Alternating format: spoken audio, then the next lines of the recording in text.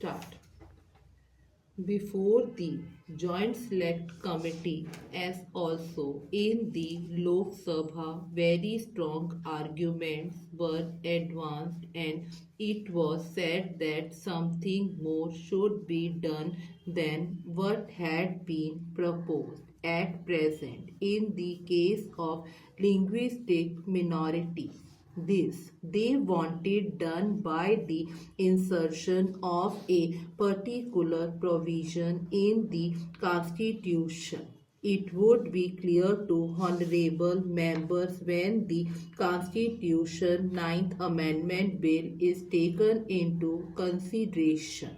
The States Reorganization Commission have also dealt with this question and have suggested that the minorities should not be allowed to develop a separatist tendency. They should not ask for a state within a state or something else incompatible with their citizenship of that particular state. Still, it is essential, especially where there are linguistic minorities, that some proper safeguard should be evolved. For that purpose, certain provisions have to be included in the Constitution. Now, some members of the Joint Select Committee in particular were not happy. They desired that something more should be done, and in particular, they were anxious that the safeguards should be statutorily recognized. That is,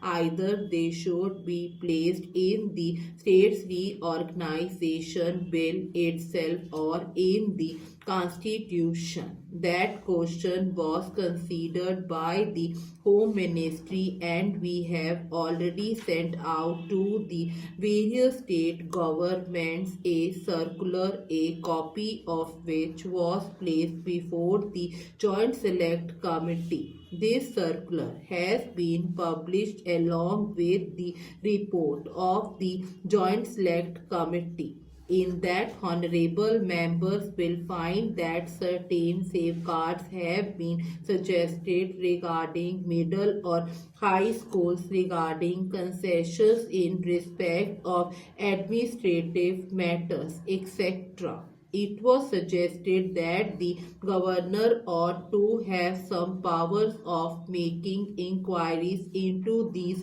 matters. The governor also will be making inquiries in the light of the amendment that has been proposed in the Constitution Ninth Amendment Bill. It was further contended that it would not be sufficient unless we have got statutory safeguards. So far as these statutory safeguards are concerned, it was considered that it would not be advisable in the interest of the linguistic minorities themselves to have these safeguards. What is most important is that those certain rights have to be safeguarded to the minorities, they have to develop a sense of oneness and harmony with the rest of the population, and the rest of the population also should not believe not these people have got separatist tendencies. If certain statutory safeguards were introduced, it was felt that they would lead rather to the worsening of the good relations between the linguistic minorities and others than to any improvement.